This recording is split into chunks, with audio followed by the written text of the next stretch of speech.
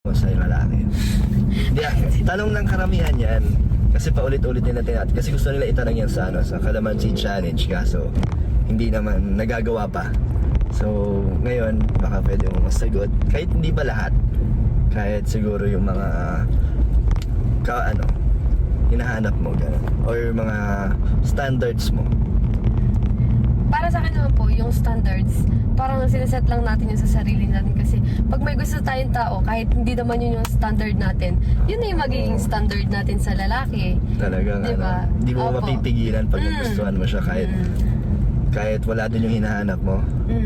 Okay. Pero kung kunyari Pero sa akin, para basta sa'yo. family-oriented at syempre may takot sa Diyos. Wow. Doon tayo. Sa naman, sa pag-uugali, Mabait, syempre mabait. And, may pangarap sa buhay ka. Maalaga. oo. Sweet. Gusto mo sweet? Kahit hindi. kahit hindi. Kahit basta, hindi. Basta, basta ma-feel mo. ko yung love. Special ka sa kanya, gano'n. Sa naman, sa physical. Sa physical na na itsura, anong hanap mo? Ano ba yung ideal mo? Sa akin, wala naman ako idea sa physical kasi hindi naman tayo tumitingin sa Sa panlabas? Oo, sa panlabas. Sa panloob tayo natin. Siyempre sa simula lang yung panlabas. Pag nagkaka-crush ka, paano ka nakaka-appreciate ng na itsura? Ano yung sa'yo?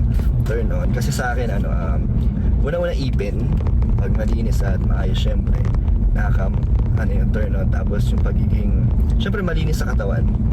Yung maayos, tapos gusto ko simple lang. Wala masyadong mga sa mukha. At, yun lang, ikaw,